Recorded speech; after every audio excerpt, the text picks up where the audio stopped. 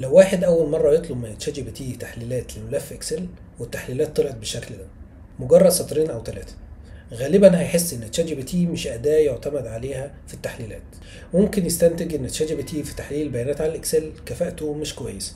لكن في المقابل ممكن شخص تاني أول تجربة ليه تكون مختلفة تماما، يطلب من تشات جي بي تي تحليلات بسيطة ويلاقي إن الرد طلع له مفصل جدا ومنسق، وساعتها هيقول لنفسه الذكاء الاصطناعي ده ممكن فعلا استفيد منه في تحليل البيانات. وانا بقى كنت من الجروب التاني.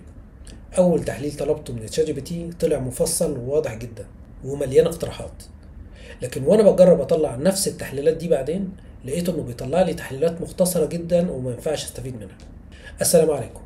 في فيديو النهاردة هتكلم عن الملحوظة رقم 5 في جسم البرومبت، ولو حابب تشوف باقي الملاحظات هتلاقي الرابط على الشاشة. النقطة دي ممكن تشوفها بسيطة لكنها مهمة جدا في اختصار وقت التعديلات على البرومبت، لأن تشات جي بي تي ليه مستويات مختلفة في جودة الإجابة.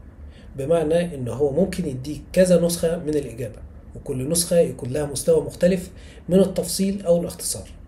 ولما بتطلب منه تحليل بيانات الإكسل هو بيحاول يختار تلقائيا النسخة اللي هو شايف إنها أنسب ليك من غير ما أنت تحدد. بس أحيانا التقدير ده بيكون غلط. يعني مثلا ممكن تكون عايز إجابة مختصرة ومباشرة، لكن تشات جي بي تي يديك تحليل مطول جدا في تفاصيل مش مهمة بالنسبة لك. وفي موقف تاني تكون عايز تحليلات مفصلة بالأرقام لكن يديك فقرة صغيرة ومختصرة جدا. وعشان كده لو انت عايز تستخدم تشات جي بي تي لتحليل بيانات الإكسل، الأفضل إنك توضح له من الأول مستوى التفصيل اللي انت عايزه في التحليلات.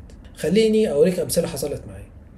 انا طلبت من تشات جي بي تي يحلل ملف الاكسل ده من غير ما احدد له اذا كنت عايز تحليلات مفصله ولا لا، فاداني التحليلات دي.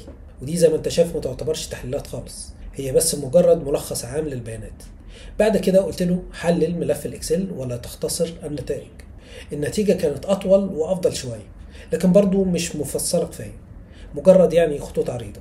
ولما قلت له بوضوح اديني تحليلات تفصيليه، ساعتها طلعت النتيجه اللي فيها فعلا تفاصيل وملاحظات واقعيه. وده بيورينا حاجه مهمه جدا، وهو ان التحليل اللي بيعمله تشات جي بي تي على بيانات الاكسل مش ثابت، هو بيتشكل بالكامل حسب البرومت اللي انت بتكتبه، وكل كلمه بتضيفها بتفرق في شكل النتيجه وتفاصيلها.